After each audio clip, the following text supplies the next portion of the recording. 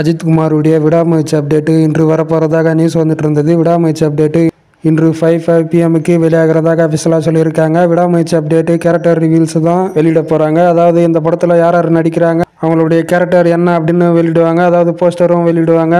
விடாமுயற்சி release date update எல்லாம் வர வாய்ப்பே இல்லை.